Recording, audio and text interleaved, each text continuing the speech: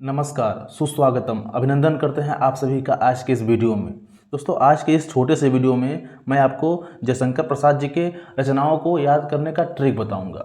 यह ट्रिक बनाने में मुझे बहुत समय लगा है, तो आपसे रिक्वेस्ट है कि इस वीडियो को बिना स्किप किए अंत तक देखते रहिए। और मैं दावा करता हूं कि इस वीडियो को देखने के पश्चात आप कभी भी जयशंकर प्रसाद जी के रचनाओं को भूल नहीं पाएंगे। ठीक है, चलिए प्रारंभ करते हैं। ध्यान दीजिए, जयशंकर प्रसाद जी का जो जीवन था ना, वह बहुत ही दुखद भरा था। उनके जीवन में बहुत सी कठिनाइयाँ, बहुत सी परेशानियाँ और उनके घर पर बहुत सा मृत्यु हुआ था।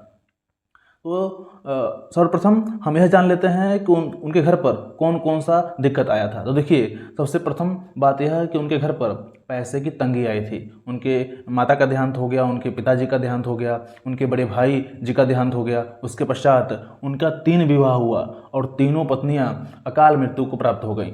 ठीक है, तो इनके जीवन में बहुत सारा दुख आया था। इनका दुख कभी खत्म ही नहीं हुआ।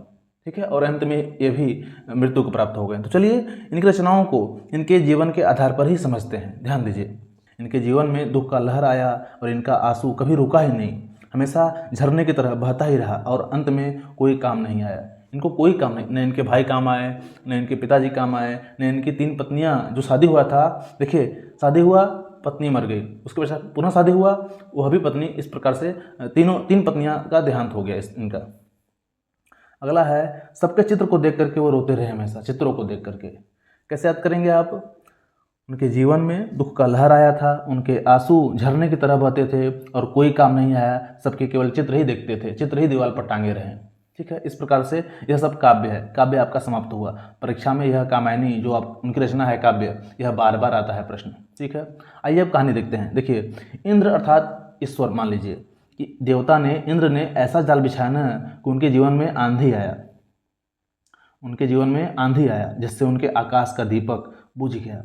छाया अर्थात शैडो होता है, अंधकार होता है। ठीक है, तो इंद्र ने ऐसा जाल बिछाया कि उनके जीवन में आंधी आया और आंधी के आने से उनके आकाश का दीपक बुझ गया, जिससे उनका जीवन अंधकार में हो गया, छाया हो गया उनका जीवन। और अंत में वो चिल्लाते रह गए और उनकी ही ध्वनि उनको सुनाई देती रही, प्रतिध्वनि। तो इंद्रजाल, आंधी, आकाशदीप, छाया, प्रतिध्वनि, यह उनकी कहानी है।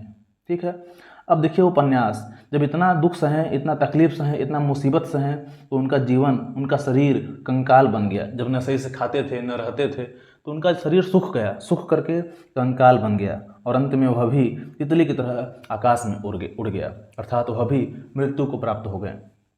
ठीक है, तो उनका शरीर कंकाल बन करके तितली की भांति ऊपर उड़ गया। इस प्रकार इरावती, समझ लीजिए कि उनकी पत्नी का नाम था। मान लीजिए कि इरावती उनकी पत्नी का नाम था। जब वो चले गए संसार से ऊपर, तो उनका वैवाहिक जीवन अपूर्ण हो गया। अपूर्ण अर्थात समझते हैं, जो पूरा नहीं हो पाया। तो उनका शरीर कंकाल बन करके तितली की तरह उड़ गया ऊपर। इरावती से विवाह का जो संबंध था उनका अधूरा रह गया, अपूर्ण रह गया। तो इस प्रकार कंकाल उपन्यास आप देख चुके हैं। कंकाल है, तितली है, इरावती है। और इरावती जो उनका रचना था, उपन्यास जो लिख रहे थे आखिरी समय में, वह अपूर्ण रह गया था। नाटक देखिए, नाटक में इस प्रकार समझिए कि जयशंकर प्रसाद बड़े ही सज्जन आदमी थे, बड़े ही अच्छे आदमी थे, क्योंकि उनका कोई शत्रु नहीं था। वह अजातशत्रु थे, उनका कोई शत्रु नहीं था। वह धरती के स्वामी थे, समझ लीजिए, ध्रुव स्वामी अर्थात धरती के स्वामी थे। इतने सज्जन आदमी थे कि उनका कोई शत्रु नहीं था और धरती के क्या थे? स्वामी हैं। और जब स्वर्ग लोक में गए ना, जब इस प्रकार के लोग का देहांत होता है तो वह निश्चित रूप से स्वर्ग में जाते हैं। तो जब स्वर्ग में गए तो उनका मुलाकात चंद्रगुप्त से हुआ, स्कंदगुप्त से हुआ। ठीक है, और ये दोनों भी प्रायश्चित कर रहे थे कि ऐसे अच्छे आदमी को हमने अपने पास बुलाया। जो सज्जन आदमी, जिनका कोई शत्रु नहीं था, ऐसे धरती के स्वामी कहाँ चले गए?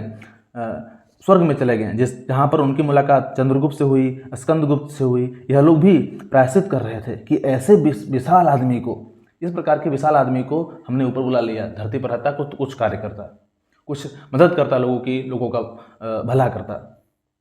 ठीक है, तो नाटक हमने देखा, सज्जन, अजातशत्रु, ध्रुव स्वामिनी, चंद्रगुप्त, स्कंदगुप्त, प्रायश्चित और विशाखा, ऐसे इनकी रचनाएं हैं नाटक में। ठीक है, तो मुझे उम्मीद है कि आपको यह वीडियो पसंद आ गया होगा। यह वीडियो बनाने में, यह ट्रिक बनाने में मुझे बहुत समय लगा है। तो यदि आप चाहें तो इसको एक लाइक कर सकते हैं और इस वीडियो को अपने दोस्तों में शेयर कर सकते हैं। ठीक है, वीडियो देखने के लिए आप सभी का धन्यवाद।